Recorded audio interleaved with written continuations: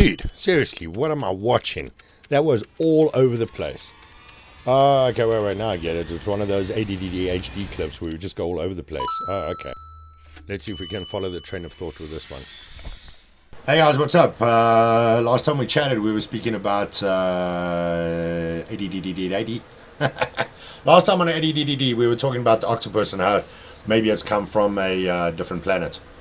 Or an asteroid, should I say, not a different planet. Well, let's start with the most ingenious door in any refrigerator. It has special places for bottles, spreadable butter, cheeses, even leftovers, and a big picture-window hydrator wow, for Americans fruits were and really vegetables. religious, eh? It tilts down to show you your supply at a glance.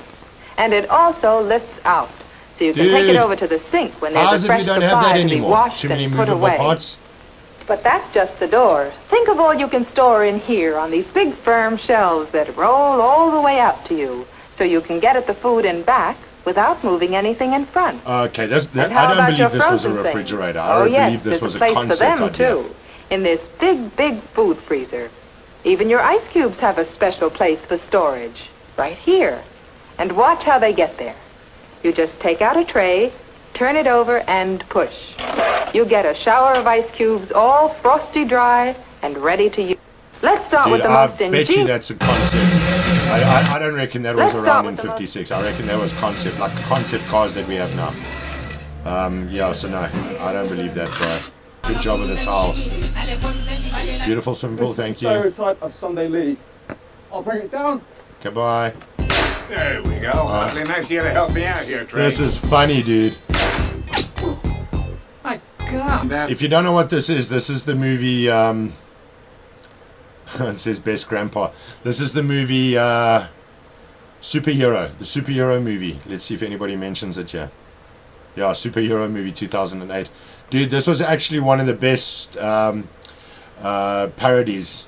Hard to believe. All right, how about this? Go ahead and throw as many punches as you want. I bet you $100 you don't land one. Easy money. What else can you do? Oh, good thing that worked. So you do have superpowers. This was one of the funniest comedies, man. I see that a couple of people have done reaction videos of that, so if you haven't seen that, do yourself a favor and go check it out. The craziest Bigfoot sighting in a crime scene. Okay, bye. Okay, bye.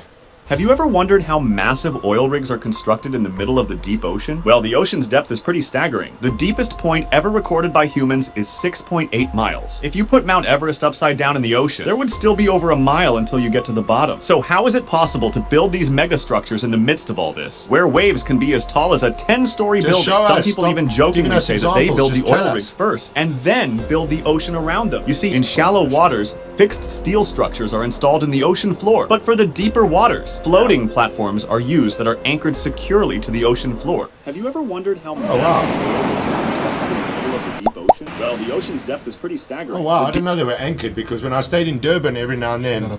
Gone, yo. Yo, chill, is that a chick waving? Oh, I didn't know it was a chick, the way she was walking. Dude, you can't do that. Oh, and then holding it to her head. Oh! Jeez, like, okay, sorry, I didn't want to see that. 5 signs of trauma that you didn't know are signs, so you think they're just part of your personality. Before we get into this, I do want to say one thing. Depression. If you sleep later in the morning, I'm not saying if you do night shift or if you working in restaurants or in entertainment and something like that, but if you're meant to get up at 7 o'clock in the morning and you sleep till 8 or 9, or if you go to bed at 3 o'clock in the afternoon, that is a sign of depression. If you go onto any website that deals with depression, that it says to you, the very first thing that will say there of how to get rid of depression is spend at least 15 minutes a day in direct sunlight. Go outside, take your shirt off, and get sunlight. Vitamin D is something that we get from the sun. It's what you get from the sunlight.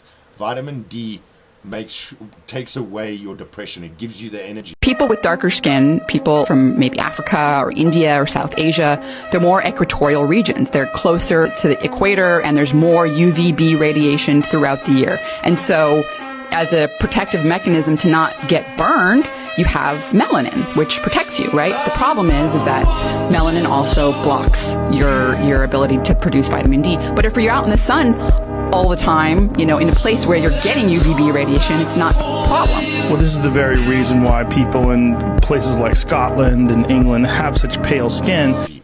Like Superman. We are actually solar powered, just like Superman. And if you don't believe me, go to Ireland, bro. And by 5 o'clock in the afternoon, 4:30 in the afternoon in winter in Ireland, the sun is setting. And they call it suicide. I think July is suicide month because of how cold and how miserable it is. Did an insect just land on my camera? Yes, it did. I can see it. It's on the light. There it goes. So vitamin D is what you get from the sun. That's why it's called sunshine D, the butter. Because the sunflower oil, sunflower butter. And that's the crazy thing. We are solar powered, just like Superman. So if you're depressed, get some sun. Let's see what this says about Maverick Mindset. Good job, Maverick. I like your stuff. First sign, you thank too much when someone is kind to you. That's because you're not used to someone doing something good for you. Second sign, maybe you're just insecure. You apologize even when you haven't done anything wrong. That's because you always got blamed, even when it wasn't your fault. Well, this is getting too... Third sign, you think you can't remember your childhood. It's not because you're forgetful, but because your brain pushed those memories away to help you survive. That always fascinates me about the human mind, especially when women give birth, how they forget the pain. The human mind is an amazing thing, man. Just ask anybody in the CIA or FBI. Fourth sign, you can't really accept compliments. You think you're humble? No. It's because you don't believe those compliments. Fifth sign, you never ask for help, and it's hard for you to do it. It's because you're used to handling everything alone, as there was never someone you could rely on. That's interesting. So what were these points of again? 5 signs of trauma that you didn't know are signs. Oh, okay, of trauma. Okay. Yeah, that's why that was so dark. I apologize for that. Oh, Freddie Mercury. Loved laughing. So was almost always with people who could make him laugh. Freddie Mercury, man. There's a scene that I'm trying there's a scene I'm trying to figure out for my second book. In my book, there's obviously good and bad, positive and negative, as always. The good people are called the possibilities, and the bad people are called the meconiums. I learned the word meconium about a year and a half ago, which is meconium is when when a baby is born, the natural way, not C-section or anything like that, but when a baby is born through natural birth, the very first poo that a baby has, oh sorry man, I thought it was something to do with the birth, sorry, it's the very first poo that a baby has is called meconium. Sorry, man, I lost about a 20-hour gap there. So the very first poo that a baby has is called meconium, and the reason why is because it's still the amniotic fluid and the whatever is in the baby from while it was still in the womb. So whatever it was still digesting or receiving from the umbilical cord and from the mother is then passed, and that is called meconium. And it's the only time that you get that. And it's referred to as a vile and putrid kind of toxic smell and liquid, meconium. So the evil in my book are called the meconiums.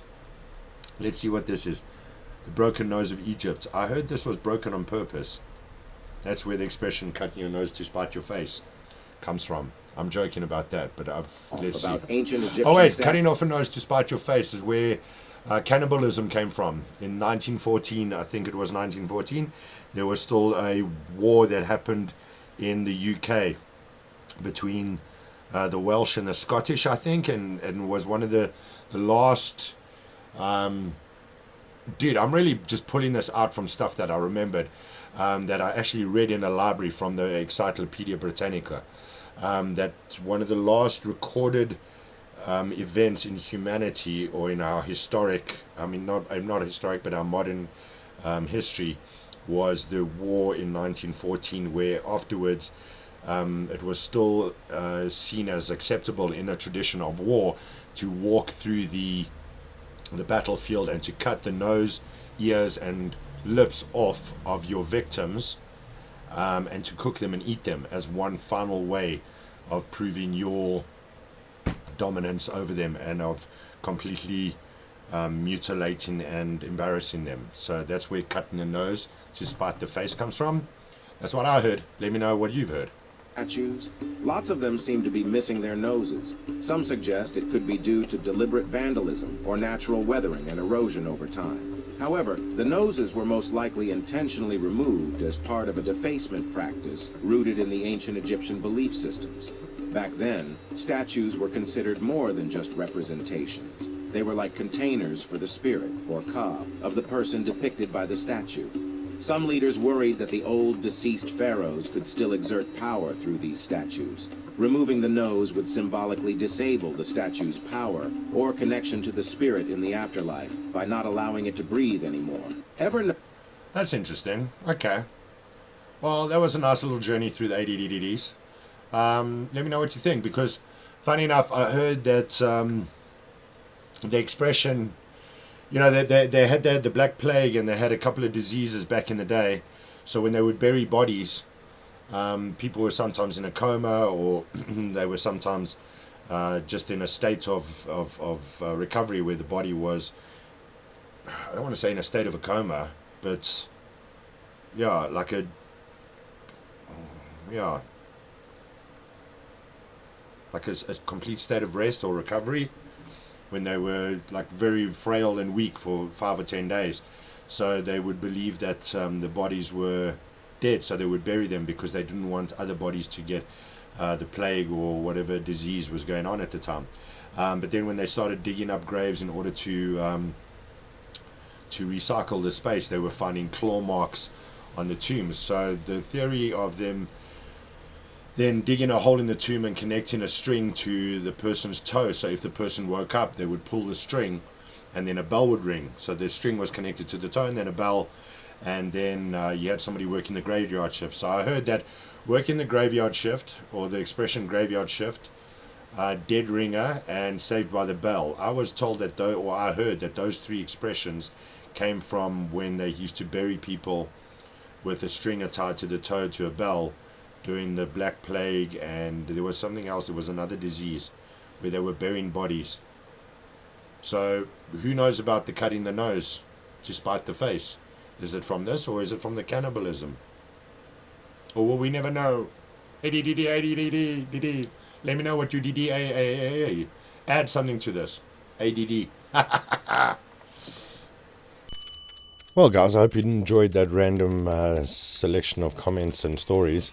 Yeah, let me know in the comments what you think about that, because my mate didn't really like this selection of genres, but I kind of like it, just bouncing around and talking about anything that's out there.